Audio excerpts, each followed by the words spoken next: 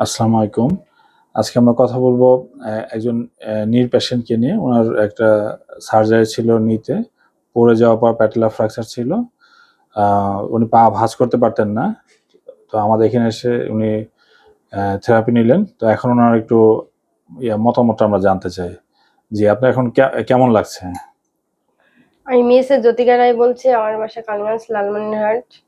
আমি মার্কেট করতে গিয়ে রাস্তায় হোঁচট খেয়ে পড়ে যাই। তো পড়ে গিয়ে আমার প্যাটেলার ফ্র্যাকচার হয়ে যায়।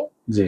আমি অপারেশন করছিলাম। অপারেশন করার পর হাঁটতে পারি না বা হাঁটুটা ভাঁজ করতে পারিনি। কিছুদিন ট্রিটমেন্ট অবস্থায় ছিলাম।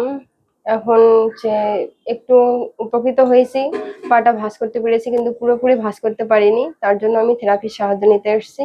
থেরাপির সাহায্য নিতে গিয়ে আমি অনেক বিপদের সম্মুখীন অনুভব করি যে আমার আবার কিছু এরকম সমস্যা হবে কিনা, যে আমি হাঁটতে পারবো কিনা। যে তারপর উনি বললেন যে না, ফিজিওথেরাপি নিলে আপনি পুরোপুরি সুস্থ হবেন, এরকম কিছু আমাকে সাহস দেয়। তো আমি এখন ফিজিওথেরাপির সাহায্য নিয়ে আগের তুলনায় অনেকটাই পা ভাঁজ করতে পারছি। আমার আর আগের মতো অতটা বিপদ সম্মুখীন আপনার হতে যে আগে হচ্ছে পা না। তুলতে সমস্যা হতো, সেই তোলার কি এখন সমস্যা হয়? এখন একটু তুলতে পারতেছি। আচ্ছা, ঠিক আছে। ধন্যবাদ আপনাকে।